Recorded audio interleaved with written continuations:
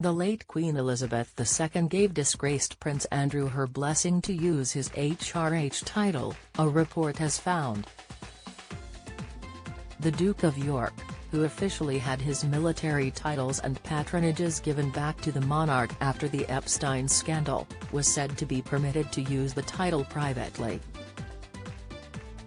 He reportedly is still determined to get his titles back after the king said he could pursue various business interests. The prince is said to have longed for his titles for months, having asked the late queen to reinstate him as Colonel of the Grenadier Guards last year. According to an unnamed source, Andrew successfully managed to convince her to allow use of the title discreetly after many private conversations with the Queen at Windsor Castle. The source told The Telegraph, "She was always in his corner and he had her ear, of that there was never any doubt. He was not stripped of the title and was still able to use it privately. He talked her around and she agreed." Andrew is said to be remorseful about his perceived misdemeanors but has thought of himself as hard done by for being sacked as a working royal, although he was never found guilty of a crime. The Duke of York paid Virginia Giuffre more than £10 million to settle a civil case, but his lawyers made clear the outcome was not an admission of guilt. During the Epstein case, the late Queen was reportedly one of Andrew's biggest supporters. He was widely known as the favourite son and has shown very public displays of affection to him, such as walking into Westminster Abbey for Prince Philip's memorial service last year.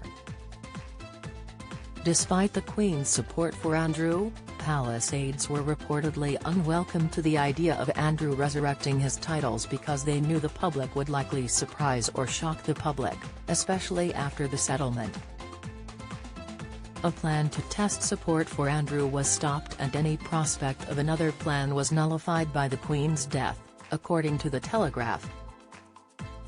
King Charles is also said to be unlikely to support the revival of his titles because it could suggest Andrew is back in the royal fold and as a result threaten the royal family's reputation.